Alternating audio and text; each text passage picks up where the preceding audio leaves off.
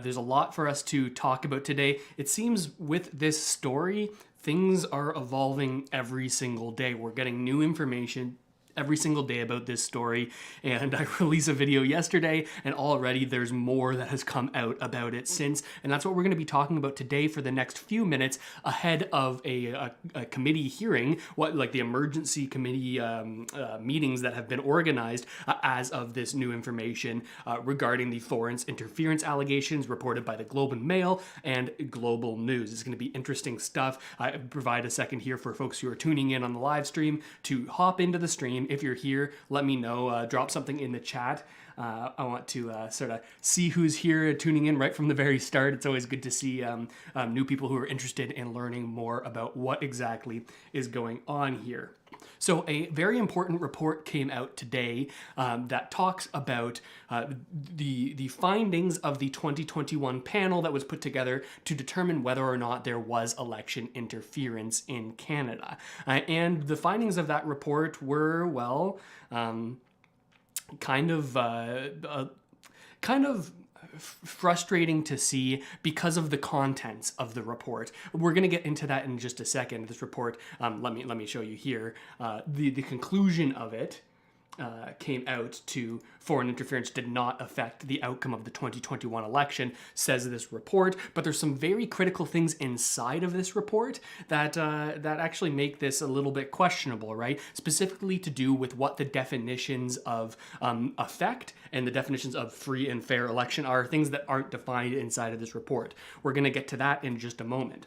Another thing that we're going to be talking about here today is a sort of shocking call from the NDP in that they are calling specifically for a public inquiry. And they seem to be the only group, the only political party that's calling for a full open inquiry. And I think that this is an area that the NDP can maybe pull away some support of the Liberal Party towards the NDP because of the way that they're handling this issue versus the way that the Liberal government is. And there's some interesting new polls that we're going to take a look at as well that that say that seems to be the case, sort of shows the different breakdown of people's opinions on this topic by individual political party, which I think is going to be really interesting. And then, of course, the sort of main event for today's stream is this parliamentary committee hearing that is going to be happening very, very shortly here. It's supposed to start at 3. That's why the stream was sort of scheduled for 3. So I'm going to be keeping my eye on that so we can hop right into that and catch that information live.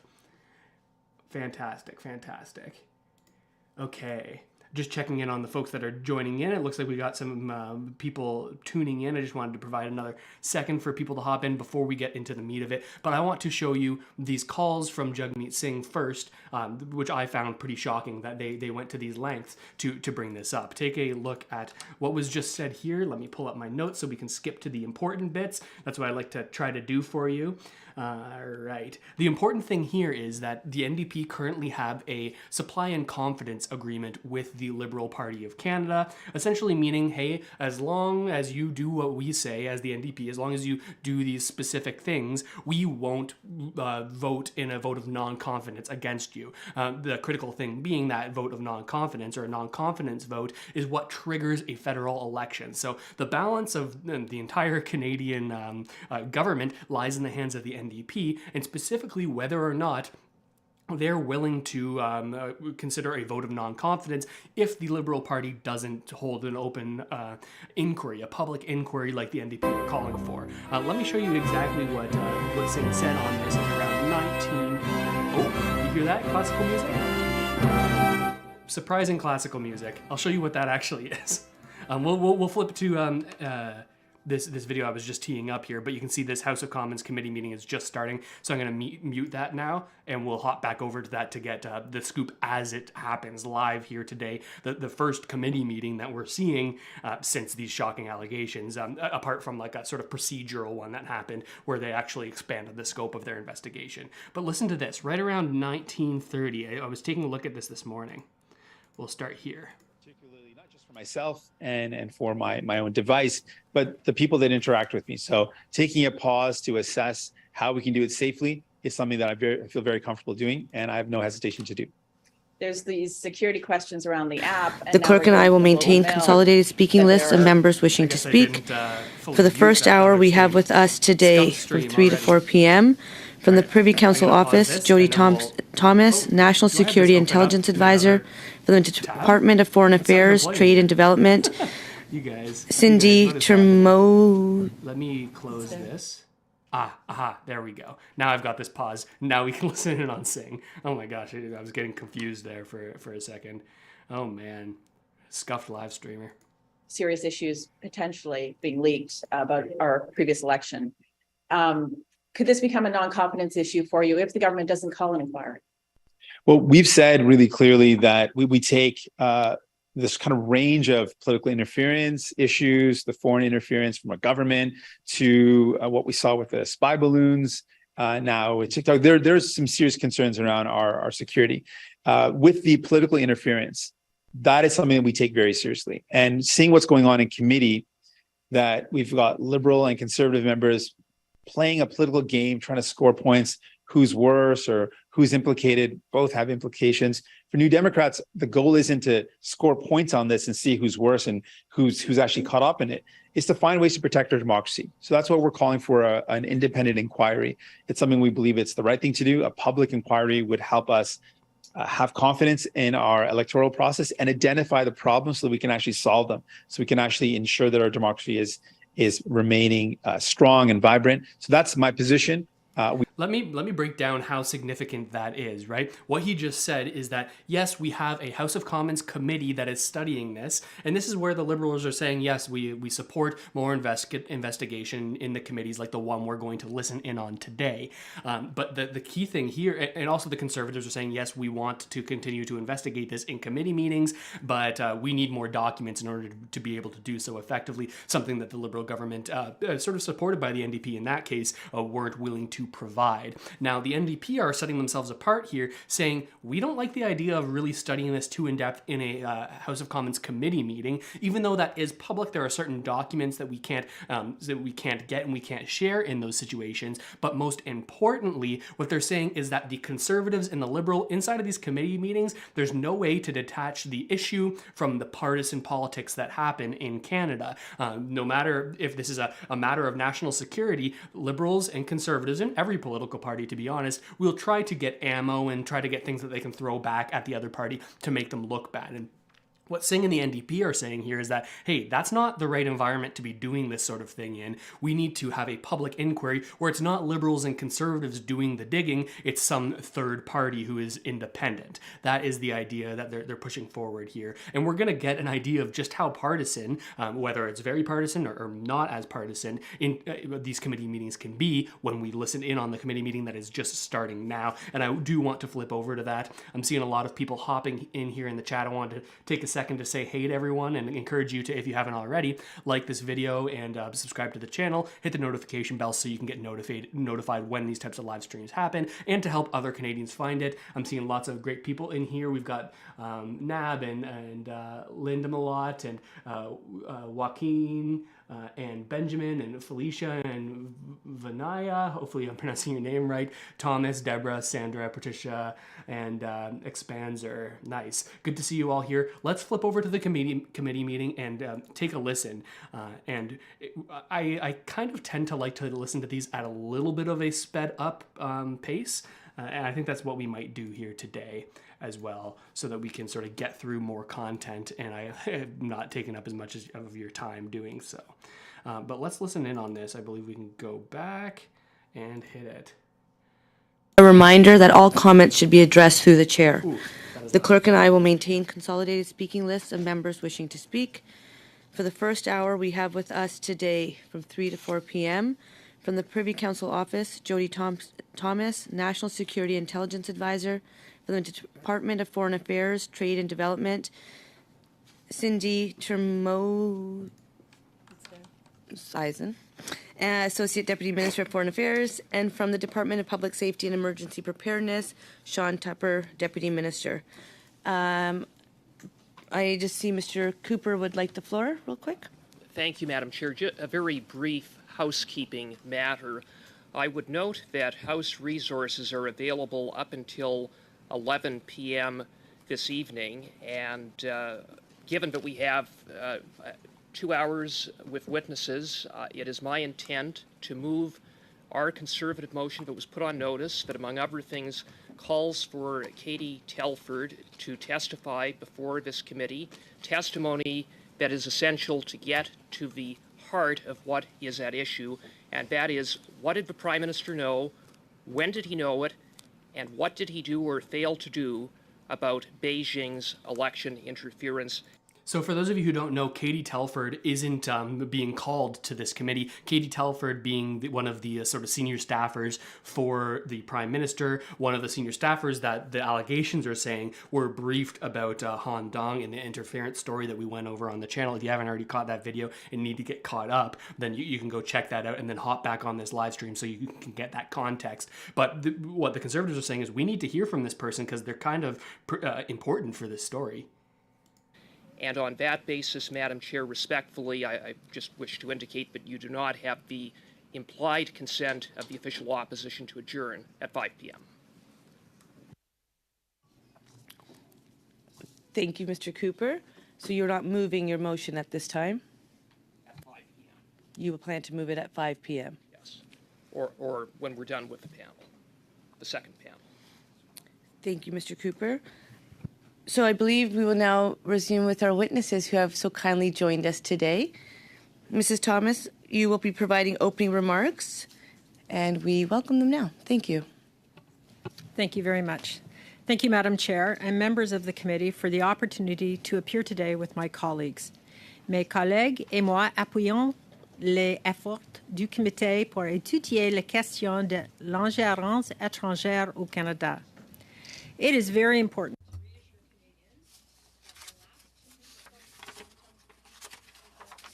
Okay, yeah, good. We're gonna get they're sorting out the translation issue. Don't worry. The nice thing about these committee meetings is that we always get a translation when they're speaking in French. Yes, can you hear the interpreter? Can people hear the interpreter? Yeah. Thank you.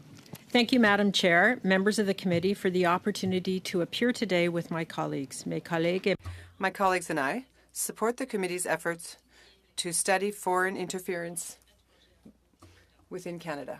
It is very important to reassure Canadians that the last two federal elections were fair and legitimate.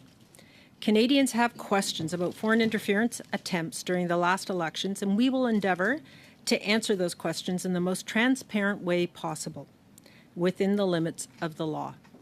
We as national security officials have a duty to protect classified information. Unauthorized sharing of classified information is, in fact, prohibited by the Security of Information Act.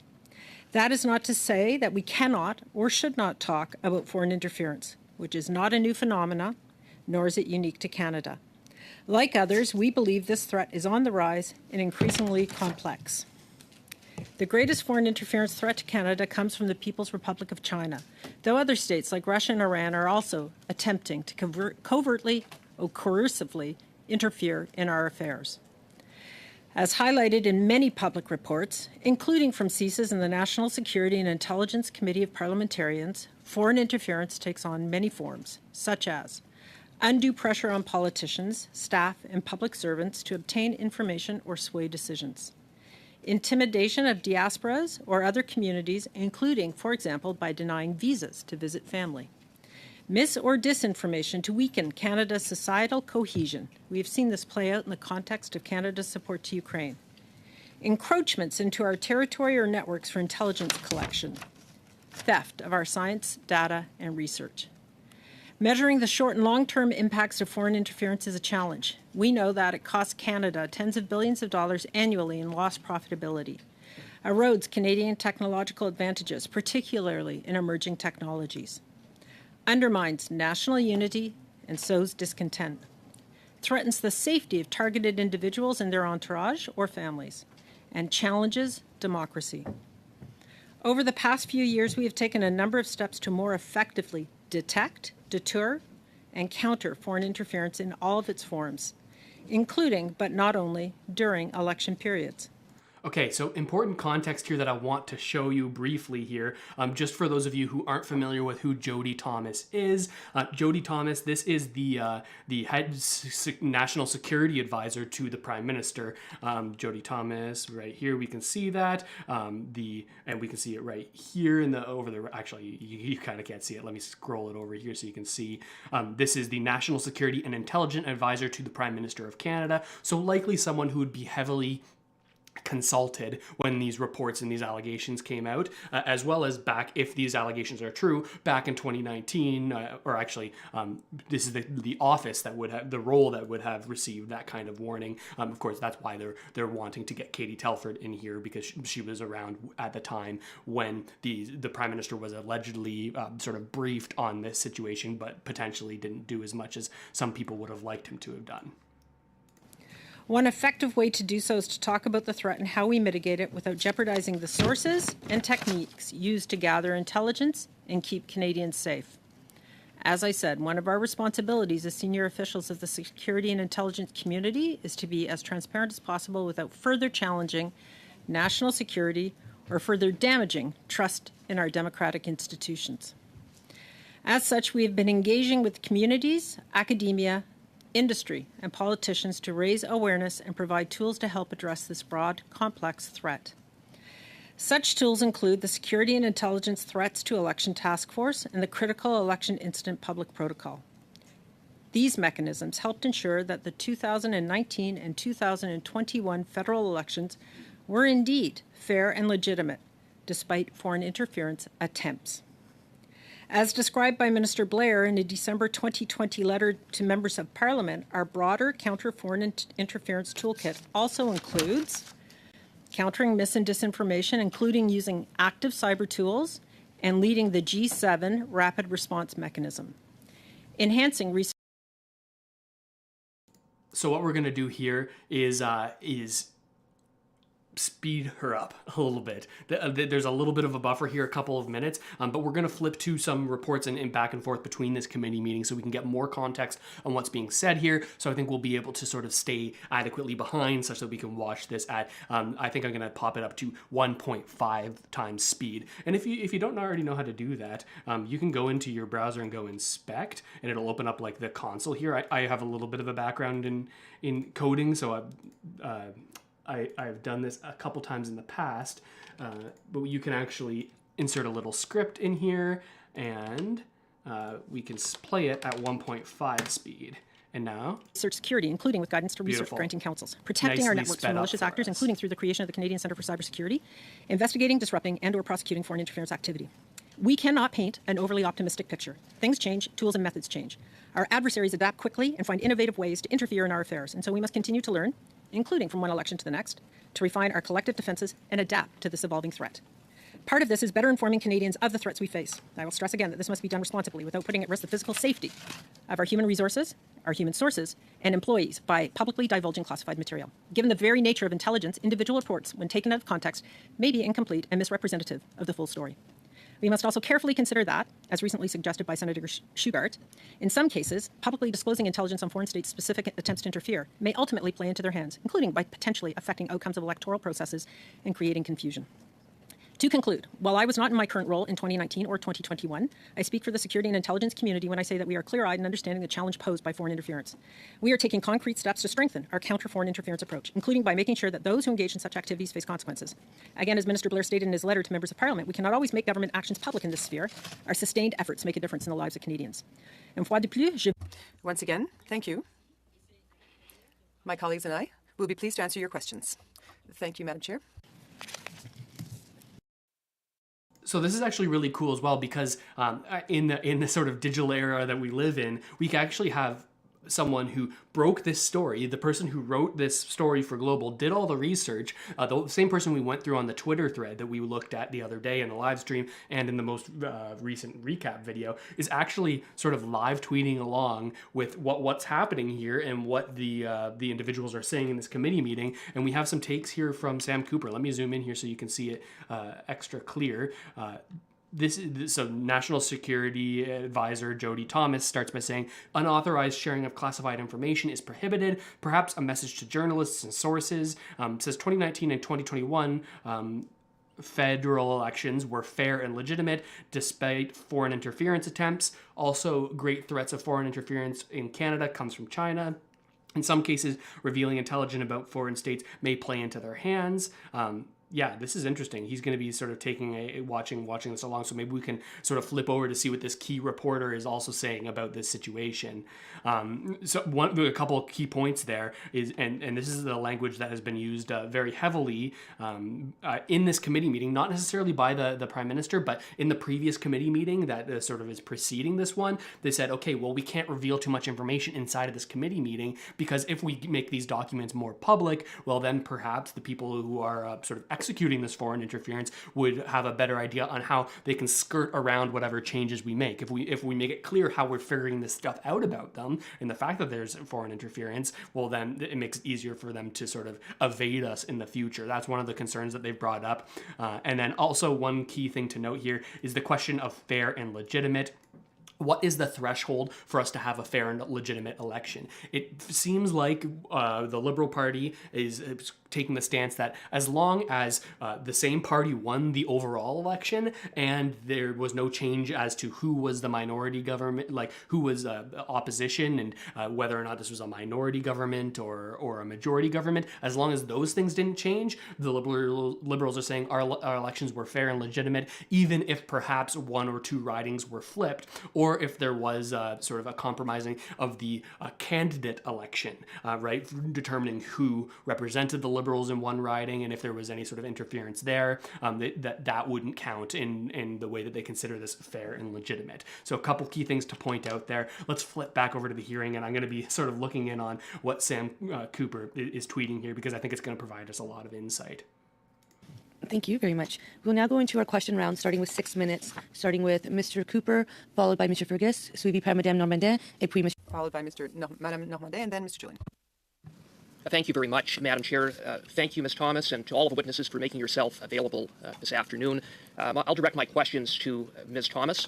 On February 24th, 2023, Sam Cooper of Global News reported that 3 weeks before the 2019 election, CSIS officials gave an urgent briefing to senior aides in the Prime Minister's office, warning them that a then Liberal candidate who is now a sitting Liberal MP had received assistance from Beijing's Toronto consulate in his nomination campaign. On what date was the Prime Minister briefed about this?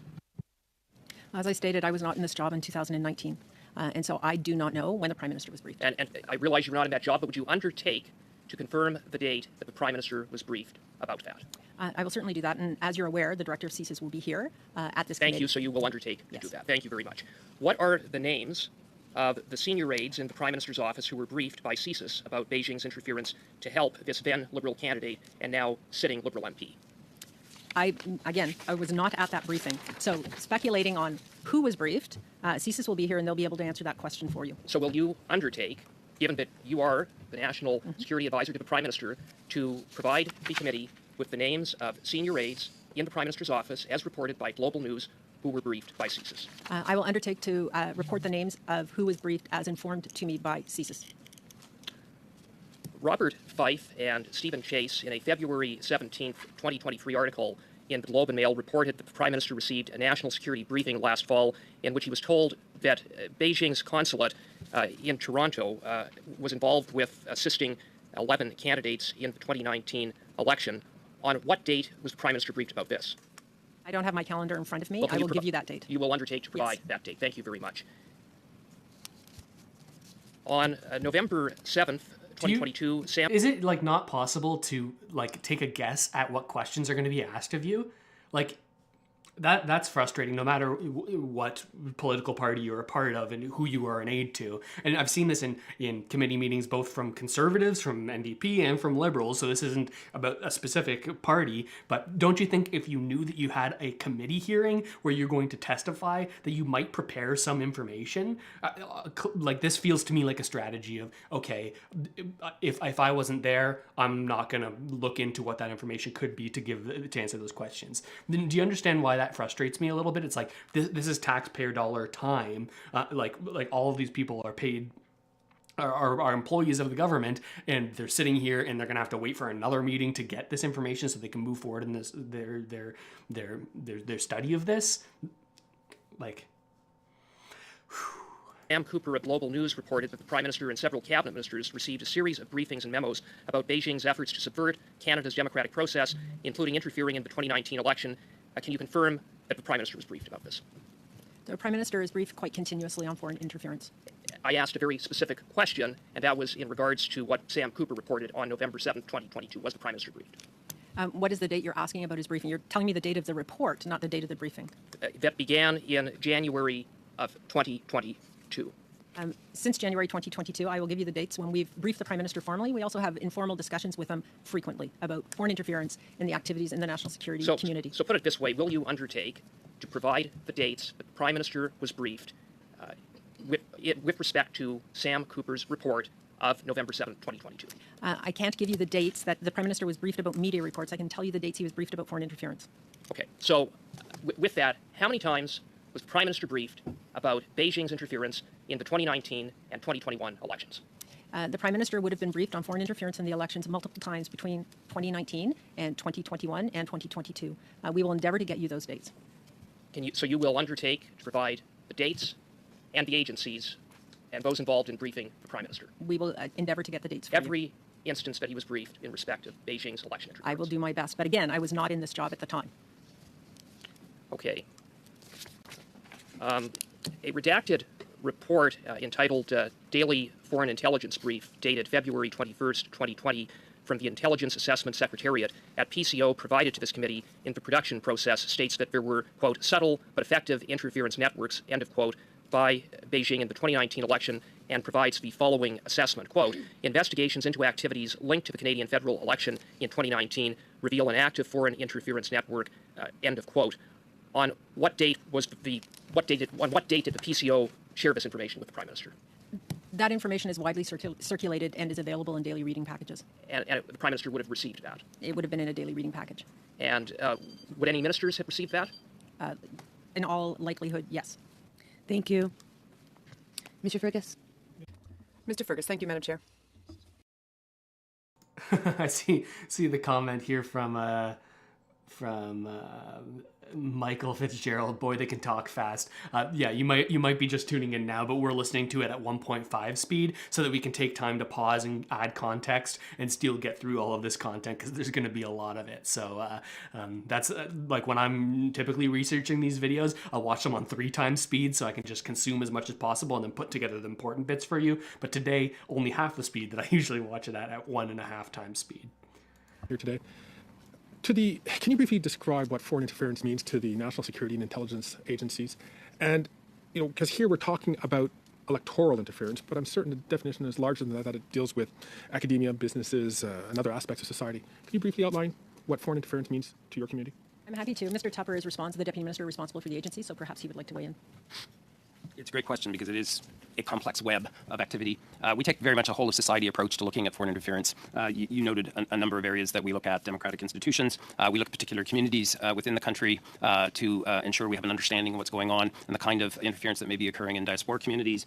We pay attention to economic and national security issues in terms of attempts to disrupt our economy. So that might be looking at banks and the rules and regulations that surround and protect our financial institutions. Certainly on the international affairs side, we would have fairly comprehensive reporting and awareness of our activities and our partnerships with our allies to jointly work together. And then finally, we pay an inordinate amount of attention to our critical infrastructure. The disruption of our grids, of our pipelines, would have massive disruption in our communities, so we pay a lot of attention to that. Thank you. Is it fair to say that foreign interference is not new? And have governments taken steps towards this? Are they taking steps towards this? What are the national security agencies involved in that process to try to combat foreign interference?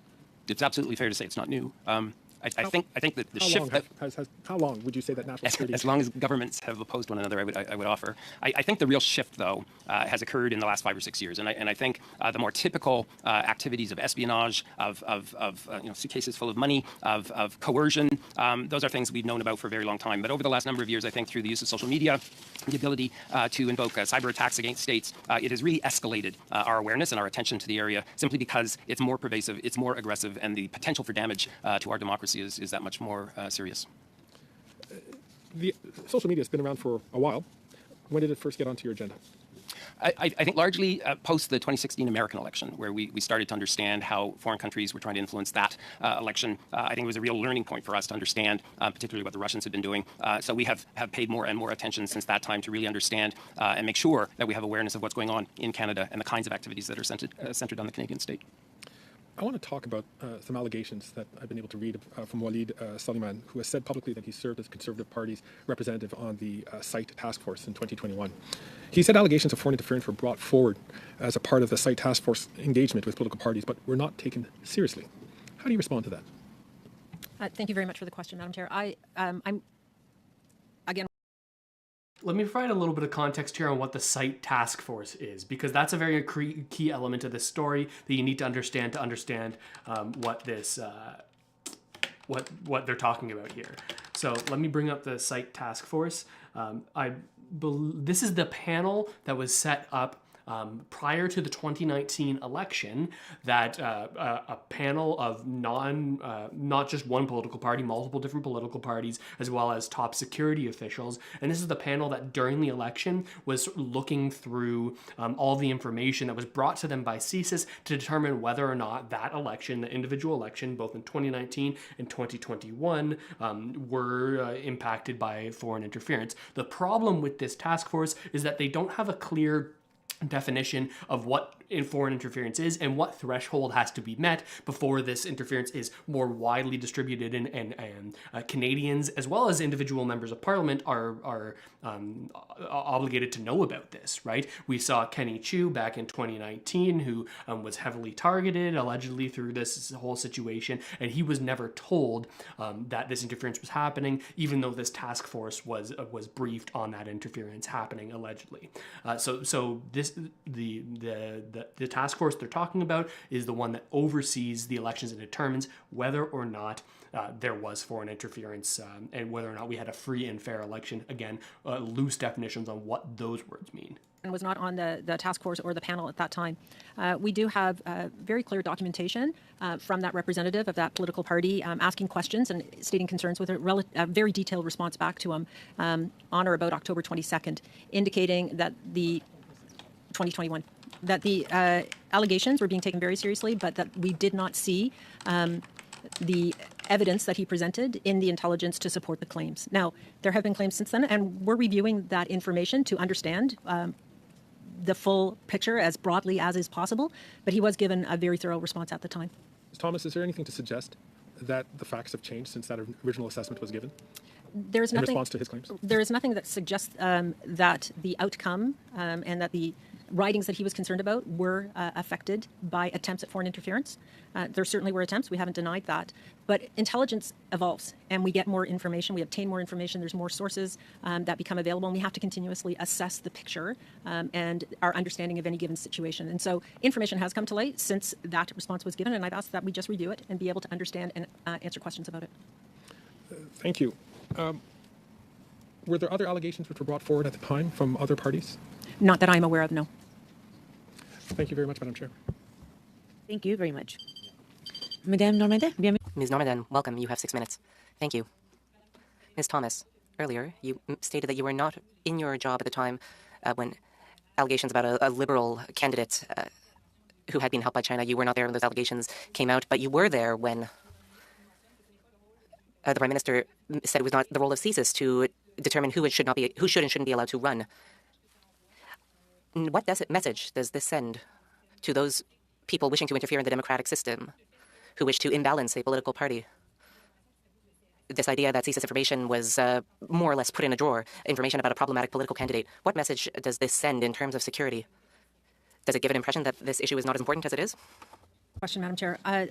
I would suggest that's not the conclusion I would draw. The conclusion I would draw is that CSIS provides information. They build an intelligence picture, they investigate, and they provide information to decision makers up to and including the Prime Minister. I agree with the Prime Minister. CSIS does not determine who should be a candidate and who should not. They provide for all parties where there is a concern, and if there is a concern, information that parties then use in their nomination processes for their own purpose and according to their own rules, regulations, and bylaws that govern that party. CSIS provides information to decision makers. Merci. Wow, that is very, very important because just yesterday, I believe, the Prime Minister was giving a sort of speech, and there were questions afterwards, and they asked specifically about the CSIS brief that he was given, and he said, "Hey, if this is going to be a democracy, if Canada is a good democracy, it's not the role of our security institutions to instruct the Prime Minister and the elected officials as to what, like in regards to what they should do with any given situation." And that's what she's confirming here too. She's saying, well, CSIS, we don't give recommendations. We don't tell the Prime Minister what to do. We give him information and then he acts on that information. The only problem is we don't know what that information was that was given to the Prime Minister. That's what they're trying to find out here. When was this briefing? What was the content of the briefing? And third, if once we know the content of that briefing, was it reasonable for him to not act on that information and allow Han Dong to continue to be the candidate for the Don Valley North riding, right? So important distinction. CSIS doesn't give recommendations like there were.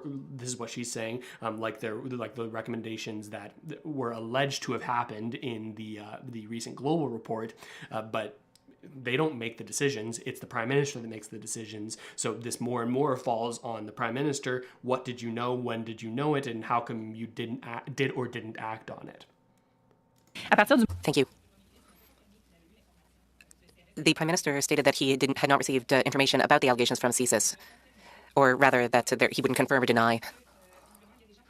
I want to talk about the fact that there were people who had information and provided it to the media. What message does this send in terms of national security? The fact that some CSIS employees seem to be risking their very careers just to leak this information to the media. Is the message being sent that the Prime Minister didn't take it seriously enough in the first place? Thank you very much for the question. It's a very important question. We in the public service are the guardians of protected information. We share information to those people who have security clearances or in roles of authority where they can make decisions. The unlawful sharing of information and the inappropriate sharing of information, I believe, jeopardizes our national security. It jeopardizes institutions, and it puts people at risk, both employees and subjects of investigations at unnecessary risk, and it's very concerning. I'm not going to speculate on the motivations. Seems to be an essential question. This idea that information was leaked to the media. Does this not justify the need for a public inquiry, a more wide-ranging public inquiry, to examine issues of interference in depth? Inquiries like this one, I think, are very important in terms of understanding what happened, and so I applaud that you are doing this. I think it is important to talk about foreign interference. I think it's important to talk about the electoral process. A public inquiry will have the same limitations that this committee does in that we cannot talk about national security information in a public forum. The National Security and Intelligence Committee of Parliamentarians was created for situations like this where we can be absolutely transparent with them, and they can see the secret, top secret, protected information that was used to make decisions and to inform decision makers. And so I would, if an inquiry were to happen, it is through a body like that I would recommend, because an open forum is going to have the same limitations that this body does. Another key point there, and this is an argument that we talked about in the previous video, is that even if we do have a public inquiry, we're not going to get all of these sort of classified documents, right? Because they can't release that because of national security concerns, and you don't want other the foreign governments to get access to documents that outline how and when Canadian politicians are briefed and the contents of those briefs. So even if we had a public inquiry, would it be enough to convince Canadians that there was no election interference? Would it be worth it to have a full public inquiry? This is the sort of steelman to the argument that no, it wouldn't be worth it. That she's giving here, because it would just be an exercise in futility. We wouldn't get any more information as the public, so maybe we wouldn't be convinced anymore that there wasn't interference. Au niveau de l'impression que ça peut... Thinking of the impression that this could give, the idea that the information release could cause a panic. How would you assess the fact that people wishing to shine a light on foreign interference, which may have taken place during elections, were accused of racism? Does this not create cynicism? A cynicism that could be countered through a public inquiry? Or through groups insured with analyzing elections? Are we not contributing to cynicism? I think it's important to note that members of the Chinese community came out yesterday and said it is important to talk about this, that the health and well-being of diaspora communities and Canadians from countries who participate in foreign interference feel protected as Canadians. And I think that is a really essential element of having a nation as multicultural as ours, is that Canadians do feel equal and do feel protected by the national security community. I think that is why the work that is being done on foreign interference is so important, because it does ultimately protect citizens.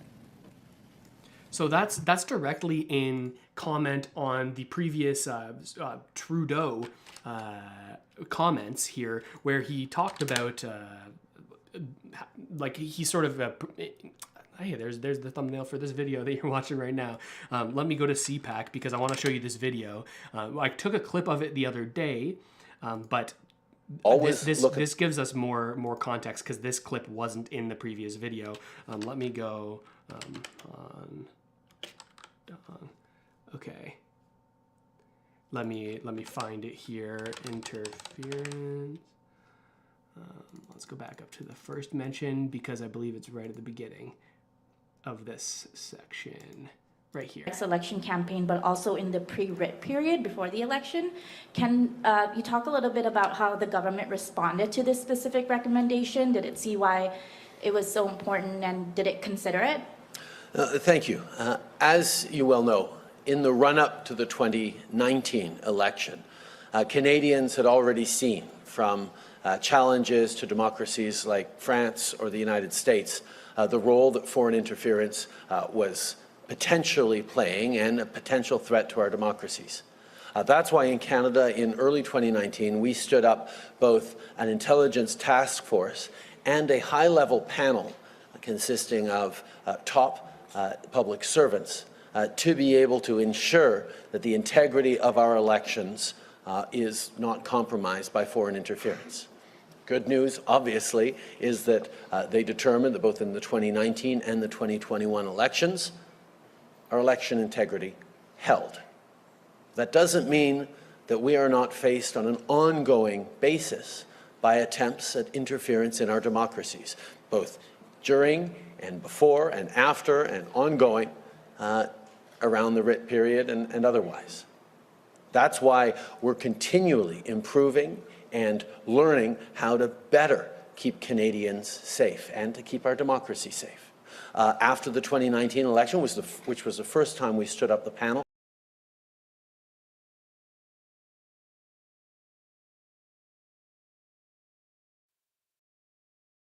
that they didn't warn you, or were you warned and you chose to dismiss it for those reasons?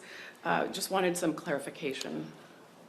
Once again, one of the things we've seen, unfortunately, over the past years is a rise in anti-Asian racism linked to the pandemic, and concerns being arisen around people's loyalties. I want to make everyone understand fully that Han Dong is an outstanding member of our team, and suggestions that he is somehow not loyal to Canada should not be entertained. Much of what CSIS actually does in keeping Canadians safe involves protecting various diaspora communities from influence of authoritarian governments around the world.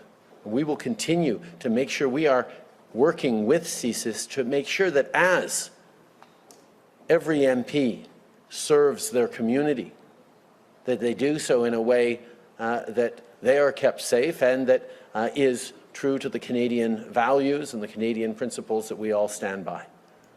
So that's what I thought was interesting, that he sort of insinuates here that these claims that specifically Han Dong is connected to this alleged network of people pursuing interference. Trudeau says, hey, we've seen an uptick since the beginning of the pandemic in anti-Asian hate, anti-Chinese hate specifically, and he's sort of lumping these accusations in with that that situation, right? Which I don't deny. Certainly, we've seen that on the rise, but I wouldn't say that these reports from Sam Cooper's sort of connecting this based on documents that he allegedly has seen from CSIS is the same, even in the same ballpark as claiming this is anti-Asian racism to talk about it, right? Like that's something that I think a lot of people found frustrating. But let's flip back here because that's what the specific comment was about from the Bloc Québécois. Like, do you think that undermines the seriousness of the discussion we're having if we're just sort of saying it's racist to talk about this? It's sort of lumped into that category. Merci, madame. Thank you. 6 minutes for you. Mr. Julian, I see your lips moving, but I don't hear your voice. So do we want to try that again? You are on mute, but I don't hear you. Is it your headset that's muted? Is there buttons on your headset? There is not. Okay, that's interesting. Do you want to unplug it one time and plug it in again? You try turning it off and on again? We did do a sound check, correct? Huh. We did. There we go. It's a miracle. Excellent. Hearing your voice thanks is to good. our IT team, we did do a sound check. Thank you, Madam Chair. I'd like to start off by providing a notice of motion. This motion was circulated to committee yesterday with 48-hour notice period. I would be moving it tomorrow. The notice of motion reads as following: that the committee report to the House that it calls on the Government of Canada to launch a national public inquiry into allegations of foreign interference in Canada's democratic system, including but not limited to allegations of interference in general elections by foreign governments. That this inquiry be granted all necessary powers to call witnesses from the government and from political parties, including but not limited to ministers, former ministers, chiefs of staff to the Prime Minister and to the Leader of the Official Opposition during the 2019 and 2021 federal election campaigns, and national campaign directors for the 2019 and 2021 federal election campaigns of the Liberal Party of Canada and the Conservative Party of Canada. And that this inquiry have the power to order and review all documents it deems necessary for this work, including documents which are related to national security. I will be moving that formally tomorrow. Thank you, Madam Chair. I would like to go to our witnesses. Madame Thomas, you stated that you weren't in a position when the events that have been described happened, but you have been in your position, I'm sure, able to read the articles written by Robert Fife and Stephen Chase, seen, of course, the reports by Sam Cooper on Global News. Will you acknowledge that the allegations that are contained in those reports are factual? I'm not going to comment on information that was inappropriately obtained. The concept and the problem and the severity of foreign interference is well documented. That there was attempts at foreign interference in the 2019 and 2021 federal elections has been documented and is quite transparent in the reports done by Jim Judd and Maurice Rosenberg. And so I acknowledge that foreign interference has been attempted. If those allegations are correct, this constitutes criminal violations of the Elections Act, as we saw with the in-and-out scandal back under the Harper government. Dean Del Mastro, of course, in his case, is a Conservative MP.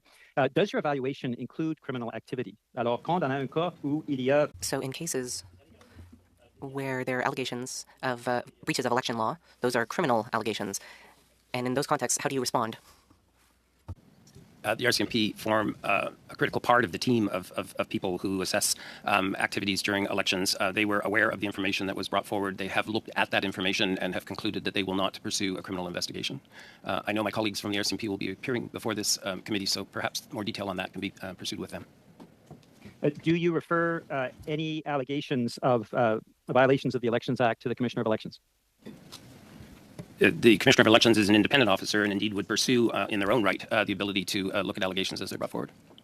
No, that's not my question. I mean, if there was criminal activity or there's allegations of criminal activity, the Commissioner of Elections isn't necessarily going to be aware of that. Is that part of what you do in the case where these allegations come forward? Indeed. The RCMP would pursue those portions of allegations that fall into the criminal law. There would be a conversation indeed between the RCMP and the Elections Act officials or the Commission officials to look at the corresponding violations that may occur under the Act that they would be responsible for indeed.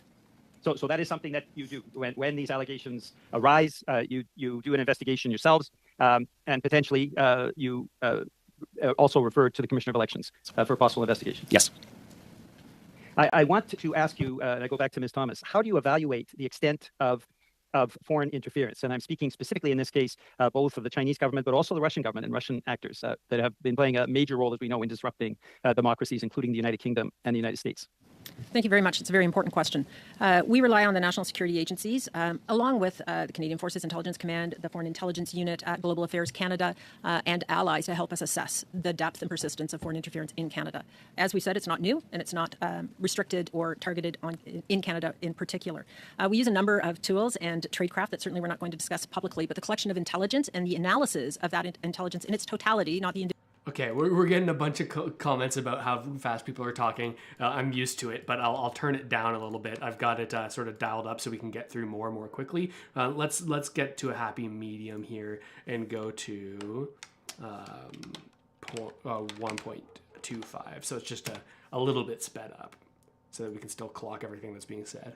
Individual pieces, understanding the veracity of it, understanding whether it's reliable or not, understanding if there is conflicting or contradicting information helps build that picture. Certainly the activities of proxies play a role in that. Thank you. We will now continue with our 5 minutes to Mr. Cooper, followed by Mr. Turnbull. I'll be splitting my time with Mr. Berthold. Excellent. Ms. Okay, so if you've been here for the whole live stream, you'll know that Sam Cooper, the person who actually broke this story, is live tweeting this stuff as well. He thinks that what Peter Julian just said, the NDP member of Parliament, is rather substantial. Take a look at these comments from Sam Cooper. Big, the NDP is proposing a public inquiry on foreign election interference. We know this as of yesterday when Singh had the press conference saying, this is what we want to happen. We want a public inquiry. And it'll be moved tomorrow. The power to order and review all documents, including national security documents. And this is what I was talking about at the beginning of the stream, why I think this is so significant.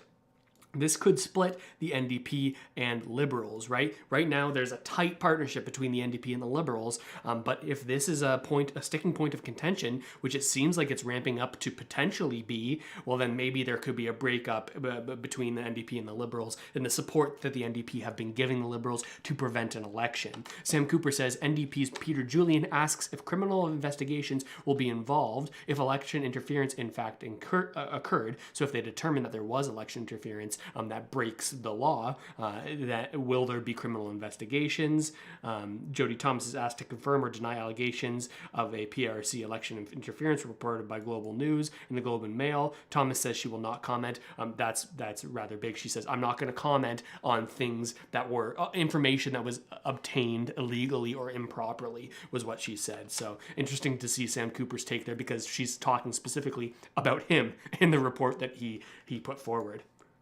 Thomas, you said in answer to a question posed by Mr. Julian, but you would not be commenting on what you claimed were reports of information that were inappropriately obtained. I would remind you of Section 15 of the Security and Information Act, which provides that no person is guilty of an offense under Section 13 or 14 if the person establishes that he or she acted in the public interest. Are you saying that it was not in the public interest for the public to know about Beijing's interference in our elections in 2019 and 2021? Is that what you're telling this committee? That is not even close to what I'm telling this committee. We have talked about foreign interference attempts publicly. The director of CSIS has. The panel of 5 did. Jim Judd did. Morris Rosenberg did. Would you, Ms. Thomas, agree that it is important to shine a light on issues of foreign interference? I would agree, Madam Chair, I would agree absolutely that it's important to shine a light on matters of foreign interference. I think it's important to do it in a responsible manner. Thank you. I have limited time. Mr. Berthold. So I'm just going to pause the clock and do a friendly reminder, because perhaps since it is a constituency week, we're not remembering that when multiple people are speaking on the mic, it's difficult for interpretation. So as we are having a very important conversation, we do need to make sure that questions are posed and that provided time to answer so that we can get this information, and I will continue being lenient with some time to make sure we have that time. So, Mr. Berthold, à vous la parole. Mr. Berthold, you have the floor. Thank you, Madam Chair. Ms. Thomas, you said several times that you were not present in 2019 nor 2020, that you recently assumed this position. So did you receive a transition book from your predecessor? In fact, I did not receive a transition book from my predecessor. However, I had individual meetings with all the heads of the security agencies and my colleague deputy ministers. So since you've been in this position, have you been made aware of certain information that was reported in the Sean Cooper's article in November 7th, 2022 before it became public? I've read significant amount of intelligence about foreign interference in Canada, and some of the information I've read goes back and is dated in 2018, 2019. Did you share that information directly with the Prime Minister? I did not share information with the Prime Minister independently of incidents that occurred before I was here in this job. Did you discuss these incidents since then with the Prime Minister? While I'm not going to reveal what I have discussed with the Prime Minister, we have had very detailed and thorough conversations on foreign interference. Who participates in this type of meeting? There are a range of people, certainly people on his immediate staff, members of the national security community, and often the Clerk of the Privy Council. Is it possible for you to send us a list of the people who participate in these briefings on foreign interference? I can give you general lists, yes. You also mentioned earlier that several ministers were informed through these daily briefings concerning foreign interference. Could you please tell us which ministers participate in these types of briefings? What I said was that the daily foreign intelligence bulletin that was referenced in a previous question is distributed broadly to those who have clearance to read, and it is provided to some ministers. Has it ever happened for you to have discussions with the Prime Minister and other cabinet members with respect to these daily briefings on the subject of the Chinese foreign interference? The daily foreign intelligence briefing is an assessed piece that gives highlights of what's going on in terms of foreign interference on a range of subjects. I don't normally use it as a basis for briefing. Normally I use, and it's not necessarily me briefing, the briefing material generally comes directly from the National Security Agency rather than the assessed piece. But sometimes during your briefings with the Prime Minister, are other cabinet members participating in these briefings? There are a range of briefings, but especially on the topic that's at hand today. Unless it is a discussion in cabinet or a cabinet committee, the briefings are with the Prime Minister. Thank you very much. I could ask you the same questions as to information for Sam Cooper's Global News and Global News reporting, as well as Robert Fife and Stephen Chase from February 17th. I imagine that you will respond that in you received information in several reports. Thank you. Mr. Turnbull, up to 5 minutes for you. Thank you, Madam Chair, and thanks to our witnesses for being here today. Ms. Thomas, I'm going to focus on some short answer questions to you, so I hope you can keep your answers short, if possible. We've seen a number of concerning allegations over the recent weeks with all the reporting that's been going on. So I want to get a very clear answer to this important question. Do you agree that if CSIS, through its intelligence gathering, becomes aware of illegal activity, that information should be referred to relevant authorities for further investigation? The simple answer to that question is yes. Perfect. Thank you. And there were, I want to follow that up with some specific examples in the media reporting. There were reports that CSIS allegedly became aware of instances where the difference between the original political donation and the refund a person gets at tax time was returned to donors. So first, would you agree that that constitutes an illegal activity? That report was in the media. Of course, the intelligence that backs it up is more complex than is probably evident in the single clip or piece of that report that's been revealed in the media. If there is a concern about criminal activity, the RCMP receives the intelligence. They are responsible for determining what they will investigate and what they will pursue. As you're very well aware, police independence is a critical element of Canadian law enforcement and our judicial system. So my understanding is that would be an illegal activity if those allegations were true. And CSIS would then be required to refer their intelligence to the RCMP and the Commissioner of Elections, or both, through either the site task force or otherwise. Is that not true? There are many ways that CSIS could refer information. They work very closely with the RCMP, and they have a number of mechanisms to ensure the RCMP receives intelligence for their own purposes, and when they have a complete enough picture to refer to the RCMP. Okay, great. And so if charges were laid, obviously that would become public, would it not? There's a lot of process before charges are laid, but yes, if charges were laid, if there were an investigation, yes. Thank you. And Mr. Tupper, I wondered if you could comment on the next question, which is, do you know if the RCMP received information from CSIS on this particular allegation around political donations? And is the RCMP investigating any matters regarding foreign interference from the last election? I can confirm that the RCMP is not investigating any of the allegations that are arising from the last election. On the specifics of the question of the first part of your question, I will endeavor to come back because I don't have specifics on that. Thank you. I appreciate that very much. So the point of what this Liberal member of Parliament is trying to do is saying, hey, we don't need to worry about the potential criminal aspects of breaking the Elections Act and the laws associated with that. We don't need to worry about talking about that in this committee meeting, because if there was reasonable evidence that there was criminal activity going on here, then that information would get sent from CSIS to the RCMP or the elections officials or the whatever agency handles that. That information would get passed to them. So if there was anything criminal going on, CSIS would have passed the information. We don't need, and the RCMP would lay charges eventually about that. So we as a committee don't need to worry about whether or not laws were broken because CSIS and the RCMP would individually handle that. I believe that's the sort of takeaway that he's wanting to get from this line of questioning. So with regards to another CSIS or another report that CSIS allegedly found that business owners hired international Chinese students and assigned them to volunteer in election campaigns on a full-time basis. I want to ask the same question. So would you agree that this would constitute or would be an illegal activity? So Ms. Thomas, to you. I can't say that that would be an illegal activity. And I would have to have more information. And certainly I'm not the arbiter of what's illegal. Sure. Okay. Well, I myself can confirm or feel very strongly that this would constitute an illegal activity if it were true. And if so, if there was evidence to suggest that that's true and intelligence, then CSIS became aware of that illegal activity, then it should obviously, as per our previous lines of questioning, would have to turn that information over to appropriate authorities. Is that not true? In a simple world, the answer is yes. However, one single piece of intelligence, depending on how credible the intelligence is, multiple source reporting, there's a lot that goes into change the translation of intelligence into evidence. It's a critical problem. Often the information that CSIS obtains can't be used for criminal charges because it is not intelligence, or criminal investigation because it's not evidence. I apologize.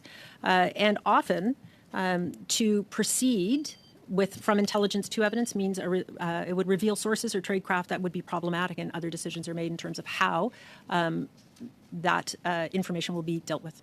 Thank you. An interesting, Thank you. An interesting answer here that sort of goes against the sort of takeaway that I believe that Liberal MP was trying to get at, which was that if there was criminal activity, we would know about it because the RCMP would file charges. What she's saying here is that CSIS can know a whole bunch in terms of intelligence that they have, but unless they have any hard, specific evidence that if that evidence was revealed wouldn't be operationally sensitive to CSIS operations, then that intelligence can't be used as evidenced by the RCMP. So there's a whole range of situations where CSIS knows information and it sees that things are happening, but it doesn't have evidence that it actually can send to the RCMP to use to pursue criminal charges against this. So not probably what the Liberal MP was wanting to hear, because I think the thought is that he was pushing the idea that if there was criminal activity here and CSIS knew about it, the RCMP would also know about it and be filing charges. And based on this answer, it seems that that's not really the case.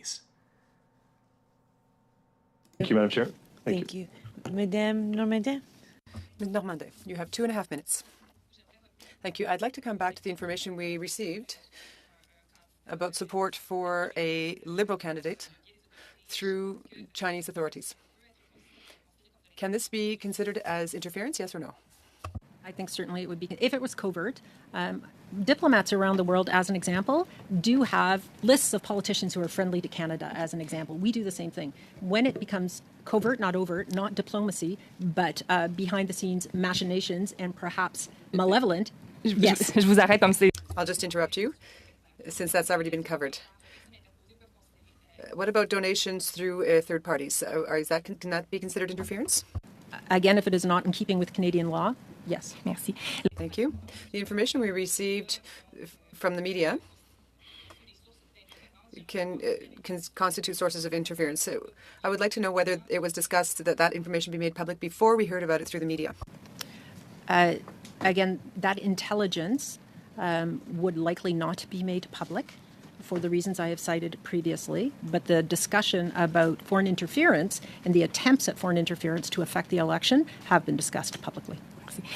Thank you. Insofar as we know that the Chinese Communist Party exerts great pressure on the diaspora to achieve certain results, I would like to know, if we don't make interference information public, how can we protect the Chinese diaspora here, which is being threatened and pressured with threats of revoked visas and so forth?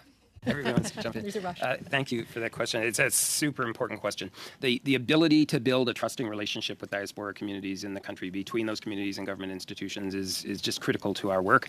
To that end, we engage directly with those communities. I have an advisory board to me directly that helps me understand how we can better work with those communities.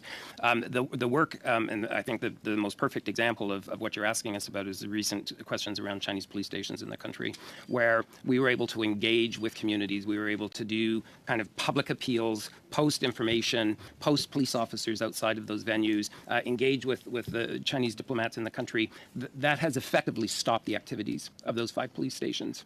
So it is working through the community, working in a public way as best we can, that allows us to resist and to push back against those kinds of foreign interference. Thank you. Mr. Julian, 2.5 minutes to yourself. Merci beaucoup. Thank you very much, Madam Chair. I have 2 questions. First of all, did I correctly understand that it is automatic if there are allegations about criminal activity to go beyond the electoral lies? Is it automatically referred for investigation? Or is this something that agencies verify themselves before passing it on? Touched on just briefly, which is the impact of Russian state actors. We saw their impact in the 2016 election of Donald Trump, in the Brexit referendum, the massive subsidies going into the United Kingdom Conservative Party. That is a scandal that erupted when the report was issued after the Conservatives were reelected. And of course, we've had concerns raised about the connection, Russian state actors and the convoy groups here in Canada, reported by the National Observer and others. That a lot of the public telegram channels were created or repurposed to support the Freedom Convoy. To what extent is there an ongoing evaluation of Russian dirty tricks when it comes to our democratic system? And have you seen any impacts of this during our election campaign? So maybe I can answer one. Way to ask like 10 questions in one. How is anyone supposed to answer that or even remember what all the questions were while giving a detailed answer? An aspect of that, and that relates to the RRM, the rapid response mechanism that was established in 2018 by Canada in the context of the G7 to ensure that we were monitoring disinformation and other online threats to our democracy. And we've certainly been looking at Russian efforts at disinformation, Chinese and other actors. So this is something that we monitor on an ongoing basis in both English and French media, but also foreign language media, because you're absolutely right. This is something we need to monitor very carefully, given its impact on our democracy. Cool. And just a quick pause here for the sake of the stream. If you haven't already, make sure to hit the like button on this video, notification bell so you can find out when these streams are happening live again, and drop a comment in the chat there. It'll help more Canadians find this stream and help out the channel. I appreciate it. Let's keep going. First question I asked was whether it was automatic when there are potential violations or infractions, according to the intelligence you receive, infractions of the Electoral Act. Are those automatically referred? So automatic. The community works together. The RCMP are part of the team that looks at this information. So they do, in that sense, have ready access, automatic access to that information. Obviously, the use of that information under the Elections Act or under the criminal law, that has to be considered between the two agencies. They both have their respective lanes in which they need to act. But certainly that information is made readily available to the agencies who would be needing to know the information. Thank you. And now we'll just finish this round with, let's do about 3.5-4 minutes to Mr. Culkins, and then we will go to 3.5-4 minutes to Mrs. Sahota. Mr. Culkins. Thank you, Madam Chair. My question will be for Ms. Thomas.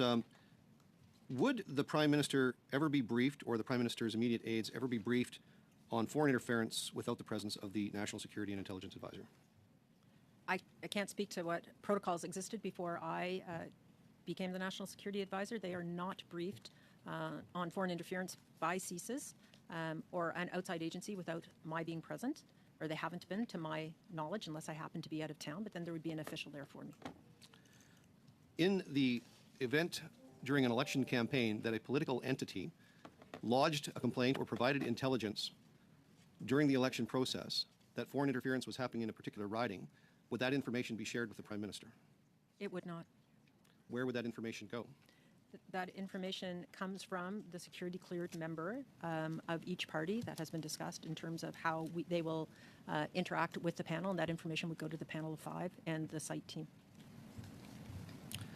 Thank you very much. I just want to talk a little bit about a comment that you made at the Defense Committee in December of 2022, where you said no money was exchanged during the 2019 election. And I believe your quote was, "The news stories that you've read about interference are just that, news stories. And we have not seen any money going to 11 candidates, period." Can you confirm that those were your words before the Defense Committee? I can't confirm that that was my exact quote, but the connection that was being made between 11 candidates and $250,000 is inaccurate. So in light of the stories that have come out this week, including those from Robert Fife and Stephen Chase about an illegal donation to the Trudeau Foundation in 2015, do you still feel like your statements from that December are accurate? I feel that my statements from that statement about that particular situation were accurate. Would you confirm with me that, because you've referred to the NSICOP committee as a mechanism that we can be assured that information is being shared, can you confirm that a member of NSICOP is not allowed to share information with his or her colleagues or his or her leader? That is the premise of that committee. And that would be your expectation, that information would be shared? It would be my expectation. Would an NSICOP report ever be released to the public without going through your office or the Prime Minister's office? The committee's unredacted reports are shared with the Prime Minister, and redacted reports are released to the public. Thank you, Madam Chair. Thank you. Mrs. Sahota, 3 minutes to you. Thank you, Madam Chair. My question is to Ms. Thomas. I understand that CSIS has authorities to disrupt attempts of foreign interference. And while you probably can't get into operational matters, can you explain the types of tools that CSIS has available to disrupt foreign interference? And if there's any specifics, I'd like to specifically have you mention what those tools are. I don't think those are comments that I can make in an open forum. Okay. How about, for example, if CSIS was aware that a foreign official, more specifically someone who works at a consulate trying to interfere in a Canadian election, would CSIS have the mandate to respond? Could they, for instance, endeavor to use a tool and just go and speak to that official at that consulate? Certainly, they can use threat reduction measures, which is what they're formally called, to go speak to an individual, and they can also speak to the person being targeted. Can you assure this committee that CSIS endeavors to use the tools, at least, even if you can't get into specifics of what those tools are, that they at least endeavor to use those tools if and when they feel that there is a need because of foreign interference? Yes, I can assure this committee that CSIS leans forward and uses the tools at its disposal to the fullest extent possible and mandated by law and their act. So the instances we've been hearing about in the global news reports, do you feel, to your knowledge, that CSIS did use the tools that they have at their disposal to intervene in these matters? Again, I'm not going to speak about specific cases and jeopardize the work that CSIS does. The director of CSIS has more leeway to answer that question about his specific work than I do. Okay, and I intend to explore those questions with them as well. Thank you. Is that it, Mrs. Hoda? Yes. Excellent. Wow. With that, I would like to thank our guests for joining us today. Thank you for your time and attention. If there's additional information as has been requested. I believe we have a second set of panel members that are going to come on here, if I'm not mistaken. We will suspend briefly and have the next panel join us. Thank you. Okay, here's the... Oh, okay, let's cut that audio for a second. Actually, I'll just mute it on here. Okay, so some interesting takeaways there, specifically about whether or not the CSIS would bring in information from its investigations and bring that directly to the RCMP. What the answer was there from this panelist was that they have access to that information, but the transition of intelligence to evidence is not as quick a process, right? You can have an idea about what people are doing based on your intelligence, but unless you have hard evidence, then you can't do anything criminally about this, right? So that's rather interesting. Think of it like people trying to go after mobsters back, like in New York or something like that, and all the stories about, oh, we eventually got them on tax law because that's what we could get the evidence on, right? Not all of these other things, because intelligence, even if you know things are happening, it's hard to turn that intelligence into actual evidence. But I'm going to skip forward here and see if we can't find more about this committee meeting. It looks like they're already back in, so let's flip over to it.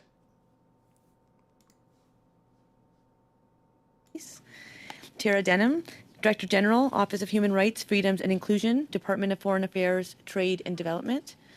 Adam Fisher, Director General, Intelligence Assessments, Canadian Security Intelligence Service. Greg O'Hayan, Acting Director General, Strategic Intelligence, Federal Policing Intelligence and International Policing, Royal Canadian Mounted Police.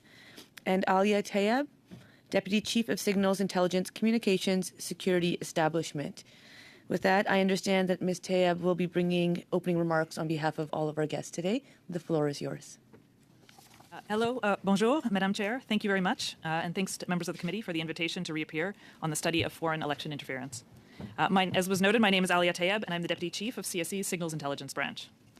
I appreciate the invitation to appear alongside my colleagues here from the Canadian Security Intelligence Service, from Global Affairs Canada and the RCMP, the departments and agencies representing Canada's Security and Intelligence Threats to Elections Task Force, known as SITE. We are here to discuss SITE's activities related to foreign election interference. These activities demonstrate our strong commitment to working with our partners to protect both the integrity of Canada's elections. Yeah, very good question I see in there from Jody. What's Sam reporting? What's Sam reporting? And let's take a look at it. Remember, we've been sort of tuning in with the person who wrote the investigation that spurred all of these additional committee meetings that weren't supposed to happen originally. We already saw this. The unlawful sharing of information is very concerning. I won't speculate on the motivations about the CSIS people that leaked the information to Sam Cooper. Moving on here, he says that Liberal MP Ryan Turnbull line of questioning is, if CSIS detected irregular or illegal cash donation activity and volunteer activity, should the RCMP not be doing criminal investigations? Jody Thomas says Intel often doesn't convert to evidence. We talked about that a lot. Interesting that Sam got the same takeaway here. And he said that he can confirm that the RCMP is not investigating any of the allegations that are arising from the last election. I thought this was in reference to 2019, but Sam makes it sound like that question was talking about 2021. Okay, interesting from Sam Cooper, the person who sort of prompted all of these additional sort of hearings to happen. And Canadians' trust in our democracy. Overview of the SITE Task Force. The SITE Task Force brings together operational leads and experts from CSE, CSIS, GAC, and the RCMP, with the aim of improving awareness, collection, coordination, and action in countering foreign interference in Canada's federal elections. Each task force member plays an important role in addressing foreign interference in electoral processes. We work together, operating with our own distinct mandates to address this threat.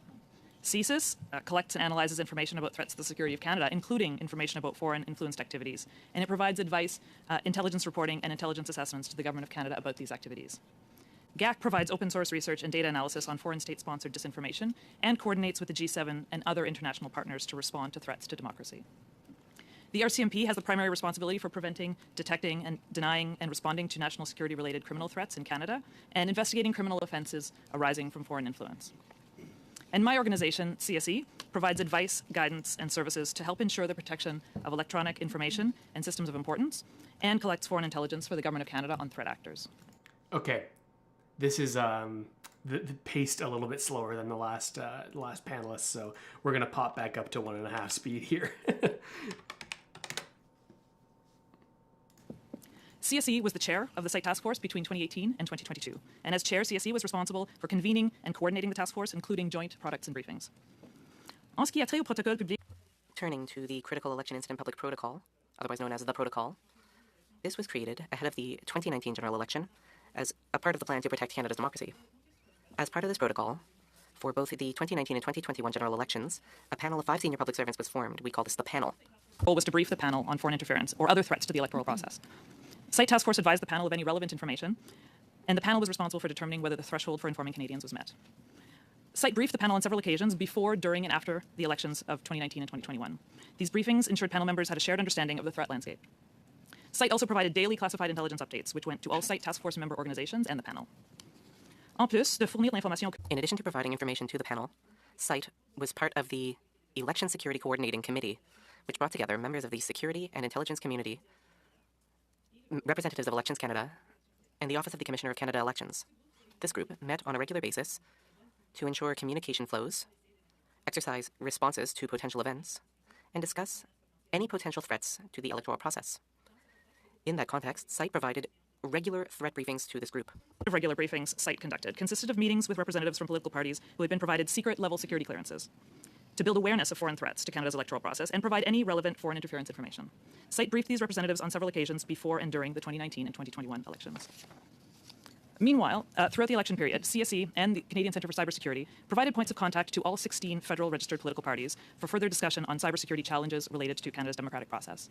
In so doing, political parties or candidates were provided with points of contact should they encounter any suspicious cyber activity, and CSE designated a quick response point of contact for them. In addition to our contributions through SITE, CSE has also issued numerous unclassified publications, advice, and guidance to inform Canadians about current trends. I can assure you that all of the SITE members here take all allegations of foreign interference very seriously. Although Canada's electoral system is strong, foreign interference can threaten the integrity of our institutions, particularly by sowing doubt and undermining confidence in the process. Continue to work within our respective mandates to protect Canadians and raise awareness about the serious threat of foreign interference to our country. Thank you again for the invitation to appear, and I welcome any questions you may have. Thank you very much for those comments. The questions are usually where we get most of the interesting stuff. Madame Normandin. Followed by Ms. Normandin and then Mr. Julian. Thank you very much, Madam Chair, and thank you to all the witnesses for being here. I'm going to ask my first question to Ms. Denham.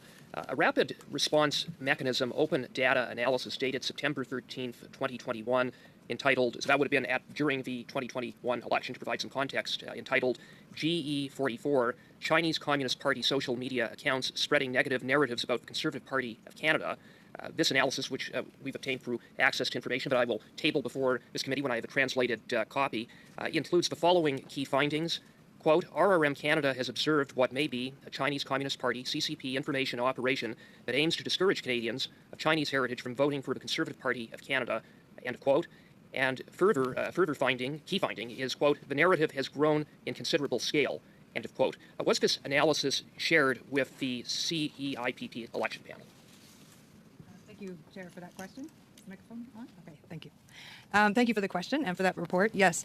So in that report, any of the reports that the RRM produced was shared with the panel. What I would like to just note in that report, it does say that it may be. Again, what we do is we do open source analytics of the information environment. Thank you very much for that. Around the same time, there was disinformation that was tracked on certain Chinese language social media platforms such as WeChat and Weibo.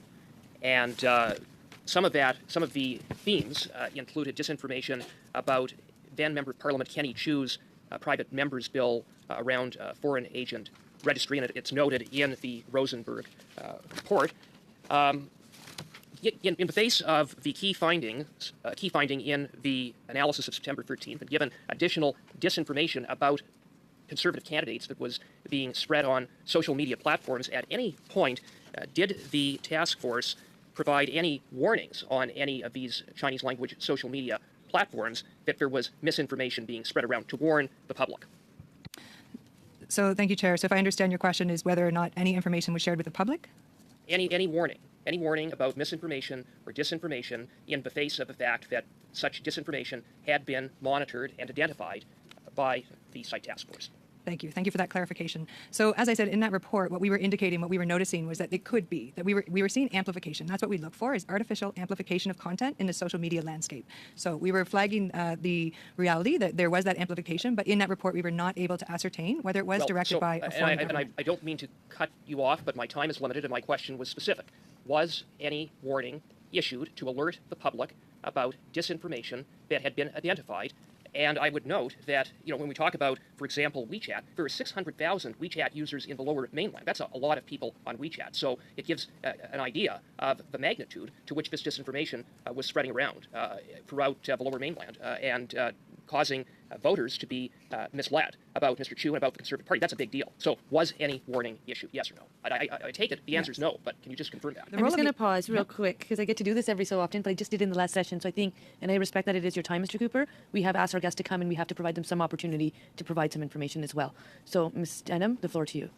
Thank you for the question, Madam Chair. So the role of the RRM is to identify potential tactics or campaigns to amplify information.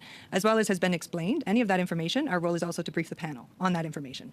And the panel then takes consideration of not only information we are seeing, but the full spectrum of information that they're being provided. And it is the panel that then makes a decision. What I can say in this instance is... Just to clarify, are you saying that it would be up to the panel to make a decision such as issuing a warning?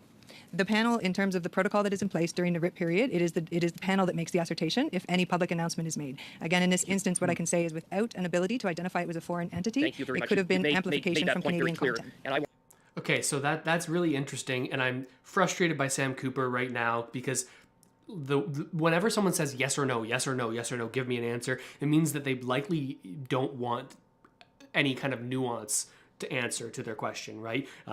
He's trying to get her to say that no, there wasn't. We didn't give anyone any warning, but it did uncover something that is interesting that I think he probably wasn't expecting to uncover. In that this organization wouldn't provide a warning to the public if they identified that this could be happening. They would provide it to the SIT task force so that they could then decide if there needs to be a warning. But one of the key things from a report that was released just last night was that this panel doesn't have enough information to determine what the threshold they need to meet in terms of election interference is before they would notify people. So there's not really clarity on what this committee is obligated to do and at what point that obligation is triggered. This is one of the sort of critical pieces that is more nuanced to this story, but I hope you can sort of appreciate the significance of it. Point of order. Well, okay. Mr. Turnbull? Point of order, Madam. Well, I mean, with all due respect to my colleagues here, we're trying to give people the space and time to answer legitimate questions, and we're undertaking a really important discussion, as you said, Madam Chair. I would really appreciate it if we could give our witnesses the ample time to actually answer the questions instead of talking over them. With the hybrid capacity, it's also harder to hear what's happening for people who are watching, so I do think we should be mindful of that. I am going to give the floor back to Mr. Cooper. You've got 10 seconds. Okay, well, I guess my time has expired. Ms. Denham, did you want to just finish the point that you were just saying something? Just for the purposes of clarity, because of the hybrid nature, as you said, the main message here is that, yes, we saw the amplification of content, but we were not able to ascertain if it was from a foreign entity or within domestic sources. And that is our role, is to actually flag what we're seeing for an analysis. Mrs. Romanato, up to 6 minutes to you. Thank you very much, Madam Chair, and through you, I'd like to thank the witnesses for being with us today. My first question is for Mrs. Taib. You mentioned in your opening remarks a little bit of the overview of the task force. Can you confirm when the task force was created? Absolutely. Thank you very much for that question. The task force was created in 2018. So based on that, obviously this coordination was not in place prior to the 2019 election. So previous elections did not have this level of coordination in terms of verifying and monitoring potential interference. Is that correct? What I would say to that is not, that's a fair point, not in this particular format. However, the security intelligence agencies that are represented here today have always worked very closely together on foreign interference or any threats to any electoral processes. What we didn't have in place was the formal arrangement that I spoke about earlier today, which is not to say that the coordination and the collaboration was not already taking place prior to then. Perfect. And as we heard in the previous panel, the question of interference or attempts in interference is not something that is new. So I assume in the creation of the task force, this was really just to formalize, as you said, the coordination and sharing of information. You also talked a little bit about the briefings that are provided to panel of senior public servants who serve on the panel and the political parties that participate in this process. Could you give us a little more information on the types of briefings and the frequency that would have been provided? Yes, indeed. And thank you again, Madam Chair, for that question. I would say, important to note, every briefing was slightly different. I would say in both the 2019 and 2021 elections, the briefings commenced with what I would call an overall threat briefing to provide a lay of the land, to provide the political party representatives an expectation of what we generally see in the security and intelligence community, what we view as an ongoing foreign interference in Canadian society, what it looks like, what are some of the tactics used. So we would call that a general threat brief, which would have been part of the first brief. And just into some other logistics, we would have solicited views from the members in terms of how often they would like to be briefed, were there any additional considerations they wanted us to be mindful of, and we would introduce ourselves and we would walk through any logistics. Subsequent briefings happened, I would not on an exactly precise regular basis, but I would say every couple of weeks throughout the election campaign. And then, so with, I would call them each in 2019 and in 2021, would be a few, 3, 4, 5, let's say, per election campaign. But there wasn't I couldn't say that there was a set schedule on both occasions.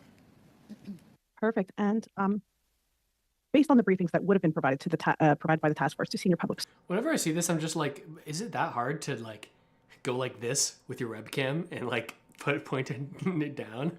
Why would you frame yourself in just like the lower half of your video? Maybe just as a YouTuber, I'm like, what are you thinking? Servants and on the panel, they determined there was no incident or incidents that would have impacted the integrity of the election. Is that correct? Sorry, now did I misunderstand your first question? I thought you were asking me about political parties. Is that, I just want to confirm that I answered correctly the first time? Yes, you did. Perfect. Okay, thanks. Sorry, and now, yeah, understood. And the panel similarly. So yes, the panel was briefed on a regular frequency by the site task force in both electoral campaigns, and ultimately did not find there to have been information that would reach the threshold required to advise Canadians. Thank you very much. And on the previous panel, we heard from Ms. Thomas, and we heard often about the fact that they are guardians of protected information, that there is a duty to protect national security, and the role is to detect, deter, and counter foreign interference. She also mentioned that obviously in this forum, we are in public, that members of PROC do not have the level of security clearance to be able to receive some of the briefings that perhaps NZCOP or other public servants would have received. Is that accurate? And for the sake of our national security, we obviously cannot have this information in the public domain. Would you agree with that? Thank you very much for that excellent question. Indeed, I very much agree with that. Classified information by its very nature is that which is very sensitive. It could endanger human beings. It could endanger really sensitive techniques and tools that are utilized by the intelligence community, and revealing sensitive information certainly poses a risk to Canada and Canadians should that information become available to our adversaries. And one quick question. Obviously, this is an evolving threat that what you may have seen in the 2019 election, what you may see in 2020 and 2021. Would it be accurate to say that the site task force is constantly evaluating the methods that you use in terms of being able to gather this information? Thank you so much. I think that is an excellent question, and we have said that on several occasions. The threat environment is challenging. It is evolving. The techniques being used are more sophisticated, and the site task force members continue to meet to discuss those and evolve our techniques and ensure that we can keep pace with those developments. Thank you. Madame Normandin, just 6 minutes. Ms. Normandin, you have 6 minutes. Thank you very much. I'd like to thank the panel for being here. I'd like to come back to information that I think I understood. So once we know there's been a disinformation campaign and the source has been identified, and on top of that it's artificially amplified, then that's the threshold that must be reached to warn the population. Is that correct?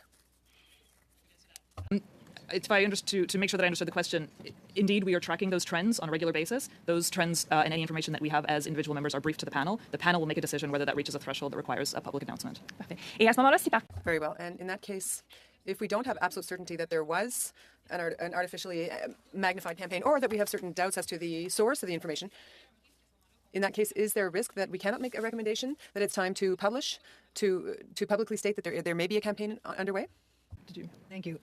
So I think maybe if I can provide a bit of context into what we've heard, in this panel has heard a lot about how difficult it is in a disinformation landscape. So what I would say is, when we look for artificial amplification, we want to understand that landscape. We're continually learning about it. But if we're not able to ascertain that there's a foreign aspect that is behind that is pushing that amplification, then from our perspective, that is not something that we would be focused on. We want to be very careful that there's also the ability for Canadians to actually be fully expressing their opinions, and so we don't look at the national dialogue. We're looking for foreign interference. So when we can't see that, we don't focus on that. Interesting. That has a lot of impact, right? What she's saying is that, hey, yeah, we did identify certain disinformation stories that were put out there that were sort of making it so that a certain population wouldn't vote for Conservatives because of the spreading of this information. What they're saying is that, yeah, that information can be out there. There's no problem with posting something that's not necessarily true online, is kind of what she's saying here, is like, we want to make sure that Canadians are able to express their views on things. So we don't want to identify that as something that's controlled by foreign agents if it's not actually. And they weren't able to determine whether or not this kind of information news sharing was something that was actually being boosted by these foreign governments, and that it wasn't just a sort of natural algorithmic boost from whatever social media site. They couldn't determine that, and they probably brought that information to the site task force, and they're like, hey, well, we can't say for sure this stuff is happening, so we can't tell the public that it's happening. That seems to be the narrative here. In that case, is there not a risk that with increasingly specialized technology, we never really be able to ensure that there is either a source of disinformation that is external or that it's being artificially amplified? We keep going around the protocol, and we're never certain enough, it seems, to actually warn the population. So is it really a waste of time to put such a protocol in place? We judge the decision-making of the panel members. From our perspective, you'll hear that we are mandated to focus our attention on foreign interference and foreign influence activities. We don't monitor, any of us, the internal dialogue of Canadians who have the right to express themselves. Having said that, and as Tara had indicated, that we would brief the panel, and the panel could, and this might be something to ask the panel, if they determined that there was sufficient impact, because the threshold for the panel is, does this information threaten Canada's ability to hold a free and fair election? I suppose if they felt that threshold was met, even in the absence of foreign interference, they could choose to do that. I think we are not in a position to talk through what their considerations might have been in a particular circumstance, but I hope that answers your question. I'd like to hear your thoughts on the feedback between you and the panel. Was the panel updating you as to the measures they were thinking of taking to counter this disinformation, to ensure that elections was more transparent? Were you being informed of this? The nature of the discussions with the panel were that our role, at least as site members, was to provide them with the information. Certainly, they would have had follow-up questions, asking us for updates on any information that we would have provided and seeking additional information. But the deliberations of the panel in terms of any decision-making would have been their own, and we were not involved in those discussions. So, do I understand that the panel may have received suggestions about how to ensure that the election was transparent and fair, but they didn't ask you any questions about whether those measures would be effective? You didn't get that kind of feedback back and forth with the panel, did you? The panel is the panel is formulated in the protocol. There are also a committee of senior officials and deputy ministers, and part of their responsibility would also be to discuss response options. If there was any information that was presented to them that they felt required a response that was not a public announcement but was some other form of response, they absolutely had the ability to provide that advice or question or suggestion or initiate that discussion at least. With curiosity, with a little bit of time I've left, could you tell me how panel members were chosen? That would unfortunately not be a question that I'd be able to answer. The panel was established further to the protocol, which was something that was undertaken by PCOs that would probably be best directed towards them. Merci. Thank you. Madam Chair, I believe that my time is up. Yeah, so that's interesting. They were providing information to this panel of individuals as members of the site task force. They were providing information to the panel members, and those panel members were the ones that decided whether or not that met the threshold in which they need to warn the public or even individual MPs about the actions that they were observing. But of course, that threshold is the thing that we don't have a clear definition of, right? They say that threshold is whether or not Canada could have a free and fair election given the information.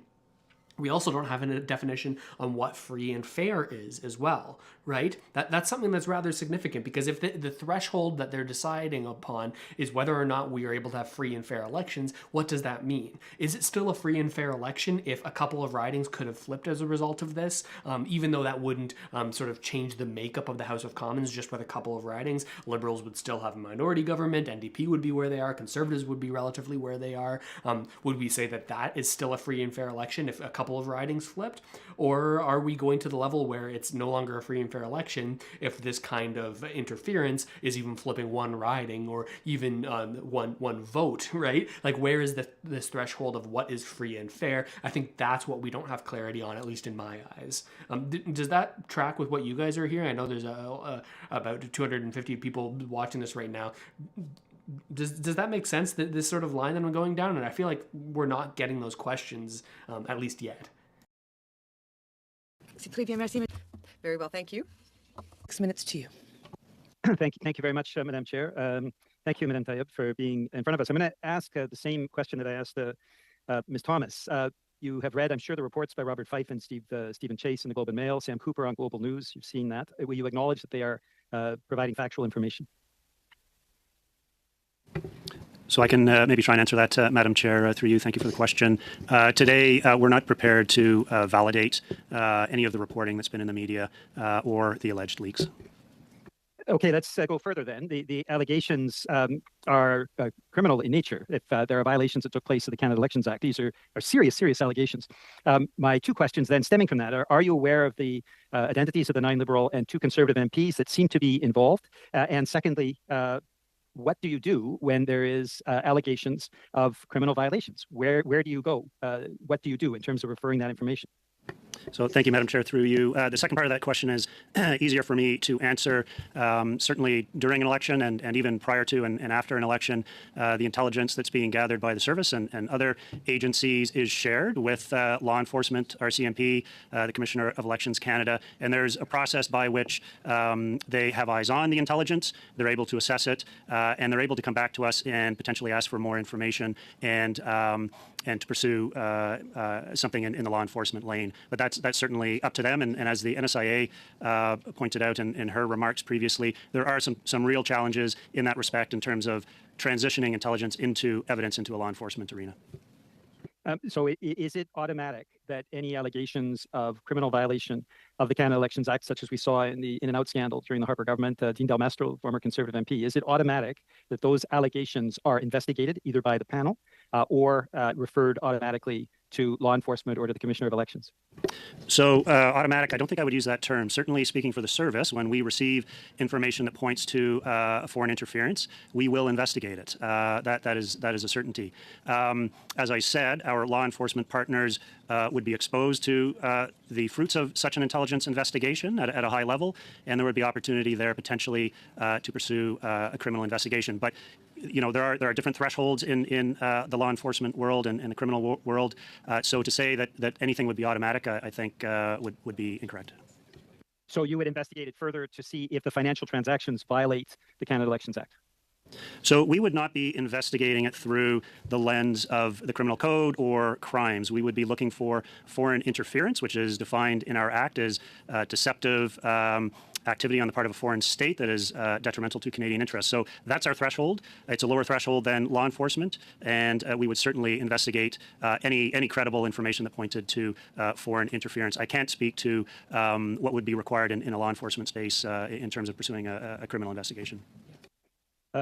That is concerning to me in the sense that obviously financial impropriety that violates the Canada Elections Act may not be something that comes to light until after that particular candidate has filed. But I've pushed the question enough. I haven't had a satisfactory answer, but I'll move on. I did ask you if the panel was aware of the identities of the 9 Liberal, 2 Conservative MPs that are referenced as Beijing viewing them favorably in the reports. And I'm not asking for their names, of course. I'm just asking, are you aware? Again, Madam Chair, I won't be commenting on any reporting or alleged media leaks. I will then go on to my next question, and that is around, and this is back to Madame Tayeb. You referenced the threshold in terms of information and the panel determining that threshold on a national basis. But we know that disinformation can have an impact at the riding level. And so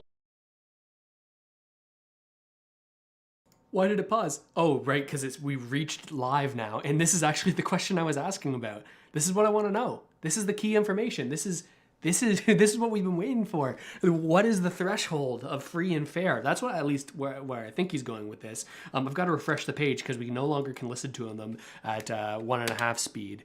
We got to get. We know that. Let me from right here. Perfect. Oh, not that view. That view. Disinformation can have an impact at the riding level. And so does the panel evaluate the impacts on a riding-to-riding basis as well? Because something that might not hit the national threshold might have an impact at the riding level. Thank you very much, Madam Chair, for that question. I can speak from a site task force perspective. We would have been monitoring and reporting and briefing on any threats. We don't make a distinction necessarily between a riding level and a federal level. But in terms of the panel's considerations, I would have to defer to the panel members who I believe are appearing at a later date. Thank you. Dang, we gotta wait till tomorrow to get the answer to what was your threshold for free and fair election, because that's going to be one of the key answers. And there's another committee meeting tomorrow morning. There's so much information to go through here, but let's continue here at least for a little while longer. Mr. Cooper. Thank you very much, Madam Chair. To whoever can answer the question, having regard for the caretaker convention or otherwise, did the task force go back and seek the input from the Prime Minister or any minister in the government during the 2021 election period? Thank you very much for that question. I can take that one. The site task force, as I indicated in my opening remarks, was responsible for writing briefings, and I outlined the 3 sets of briefings that we were responsible for doing. One to the panel, one to the political party representatives, and another one, the third, to the election security communication or coordinating committee. But otherwise, we did not separately brief the Prime Minister or any ministers. Mr. Berthold. Merci beaucoup, Madame la Présidente. Thank you, Madam Chair. And I would just like to note that your French language opening remarks were excellent. So if we could speak in French, that would be great. I'm not going to talk about media reporting. I'm going to talk about documents. Have any of you seen documents testifying to the existence of a well-oiled machine active in Canada with 2 main objectives: to ensure the re-election of a Liberal minority government in 2021 and to ensure the defeat of certain Conservative candidates identified by the Chinese Communist Party? Did any of you see such a document?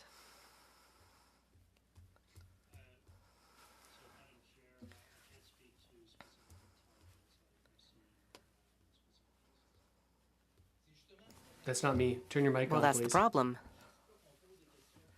Every time we ask a precise question, every time we ask a question about a subject that might actually clarify things for us, it turns out the answer is classified. If I understand correctly, you've said that you report to political party representatives who are clear to receive certain information. Yes, that's the case. So when they're cleared, when you're cleared, you can't share information you gain through those sessions. Yes, that's correct. The info you give to political party representatives of political parties cannot be shared. So the only open door is the panel. You report to the panel. You take the information that you gather and give it to the panel, but the information itself cannot otherwise be made public. Thank you for that question. That's true.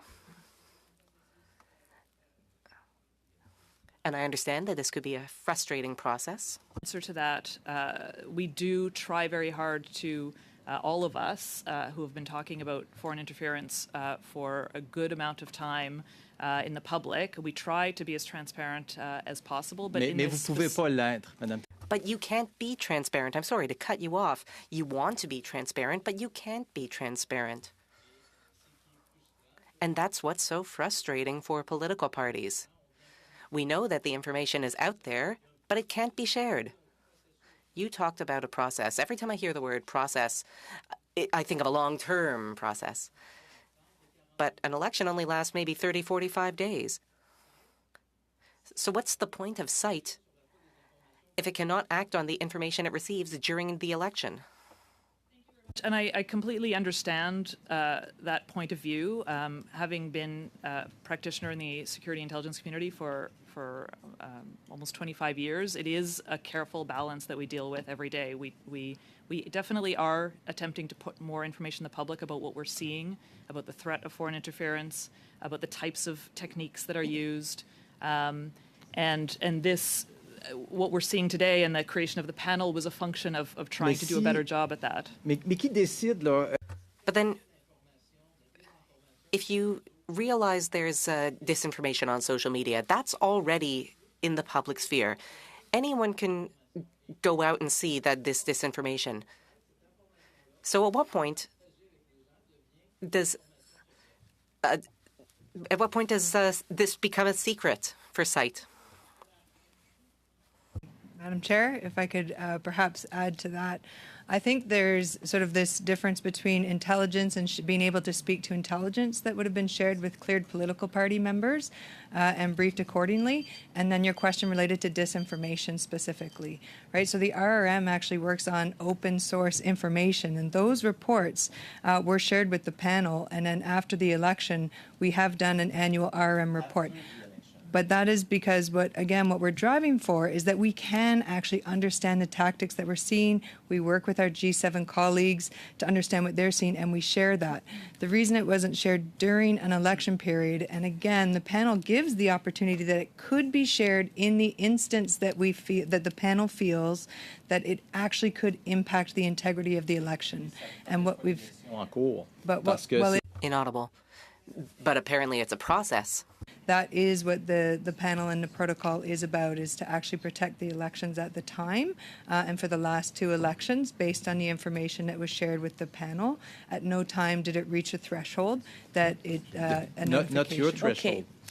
Okay. Sorry, I was trying to be good. Yeah. Like that, this is the ultimate question is like, okay, we can provide all of this information to the panel that is then tasked with, like, if they identify, hey, there's a whole bunch of foreign interference, we need to go public with this, tell Canadians before the election happens. Like that's the whole point of this. This panel's only around for 30, 45 days during the election period, but we have no clue what the actual threshold is. And when they were asked in this committee meeting what the threshold was, the threshold is a fair and open election, like controlled by, free and fair election. That's the threshold, but we don't have the definition of what that means. Does that mean that one riding flipping means that it's worth saying to Canadians publicly that there's interference here and here's a warning about it? Or does it mean that if it changes who the prime minister is, like that's your threshold for a free and open election? We don't know, and they're saying that maybe we'll get that information tomorrow from the panel, but it's frustrating because like we probably won't still, because it's likely that that's classified. Like, and this is the frustration with, even if there was a public hearing like the NDP are calling for, we probably wouldn't get any information because of the nature of this conversation. It's a classified national security information, so it's not like we can feel better about this through any mechanism, right? Like, we're always going to be questioning whether or not our elections are free and fair, because like these panels can't give us the information that they have. We just have to trust them that they operated properly. And that's what this committee is trying to find out too, but they can't find it out because they're not classified and they don't have the security clearance. And also this is of course publicly broadcast. That's how we're watching it right now. So they can't share certain information even if these politicians did have security clearance. So I hope you can appreciate why this is so frustrating to me. I'm trying to get the information here, but I don't know if we ever will get an answer, right? Good, and then it continued, so there's definitely... we were waiting for you to stop it. Oh, you were waiting? Mr. Berthold, that means a lot to me. Thank you. Thank you. Ms. O'Connell, up to 5 minutes for you. Thank you, Madam Chair. Thank you, everyone, for appearing. I want to follow up with a question that was asked in the first panel by my colleague. There have been allegations made by Walid Solomon, who was the representative for the Conservative Party. He alleged that he had raised on behalf of the Conservative Party to cite in 2021 concerns about election or foreign interference in the election. And he claimed that his concerns were not taken seriously. We heard from the National Security advisor who said that there was a lengthy response. But could somebody here speak to that, those allegations? And can you speak to when specifically Mr. Solomon brought forward these allegations to cite? Madam Chair, I can't speak to the specifics, I'm afraid, of those allegations. I can assure the committee certainly that when allegations of foreign influence activity are brought to site or brought to the service, they're taken seriously, they're looked at, and if necessary, they'd be acted upon. But I can't speak specifically to any case or instance. But can you speak to the fact that these specific allegations were responded to? No, I can't. I'm sorry. I know that the NSIA went a little further than I'm prepared to go, but I can't speak to specifics. Okay, thank you. I want to get back to the issues around the balance. And there's a lot of kind of conflation. And Ms. Denham, I think you keep trying to speak to this, but then it's getting cut off, and I would like to hear the answers. But this balance or the suggestion about disinformation is out there. I mean, we can certainly see that. But isn't the distinction and the point of CITE is to make sure that it's the disinformation being pushed by foreign state actors as a form of foreign interference to take away Canadians' determination. But frankly, as politicians, I'm sure we've all seen in campaigns disinformation from various sources. But your threshold and the piece you were speaking about and what CITE is responsible for is not all disinformation that's out there, and certainly not all disinformation that even might be shared amongst some groups or other groups, but it's specific around foreign interference, and that CITE did not see that threshold met, that the origins were those foreign state actors. Thank you for that question. So yes, you are correct that for the RRM, which is a member of CITE, and again, being able to look at that open source environment, we are looking for tactics, amplification that we may see, artificial amplification of content that we can ascertain has a link to a foreign entity. Again, that's what our focus is. And as you say, and as I've mentioned, in these instances, we were observing some amplification of content, and we were shedding light on any particular information we could have in terms of sources, but we were not able to ascertain if it was coming from a foreign entity or within Canada. I think I might just add there that, I mean, this information landscape is really complex. You're absolutely correct that it's sometimes very hard to tell, and that's been mentioned already. But the RRM also, from when we started this work, established an ethical and methodological framework that guides how we look at that information space so that we can be really clear that we are looking for foreign entities aiming to amplify that content without interfering or having any say as to the ability for Canadians to engage freely. And you're absolutely correct that those sources of information could be coming from Canadians or other welcome debate. I see. So the distinction here that she's making is, well, like we there's no real way for us to know if the amplification of digital content, digital news media is coming from within the country or coming from outside the country. We can't just bring the hammer down on people that are paying to have certain news articles sponsored on Twitter and on YouTube ads and on Google ads and these types of things. We can't just say there's none of that allowed, because then that would be impeding on Canadians' freedom of speech and freedom of conversation about the election that's going on, right? So they're saying that they weren't able to determine whether or not this amplification of this content was from within the country or from a foreign agent. And I think that's a good spot to end it for today. I've got to be out of here before 5, so we're coming right up against it. But I appreciate you for tuning in here with me. And there's a couple comments here. I know that before, a little bit earlier, Jody said, Russell, it should never be that we don't get an answer. I'm not talking intimate details, but just substantial and reasonable explanations. And yeah, that would be ideal, right? It would be great if we could get clear explanations. But I think a lot of these people are worried about saying too much, especially in these committee meetings where they don't necessarily have scripted answers. If they say too much, they could be putting themselves at risk. And as a result, we don't get clear answers or even rough explanations, because they're scared that they're going to share information that's too sensitive for the Canadian public. So that's pretty interesting.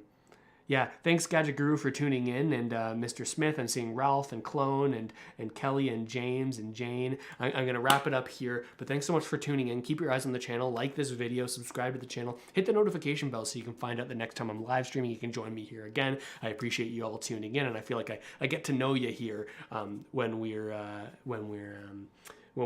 here live, and you can be here chatting with me. Appreciate you all for tuning in, and I'll see you next time. Have a good one, everyone.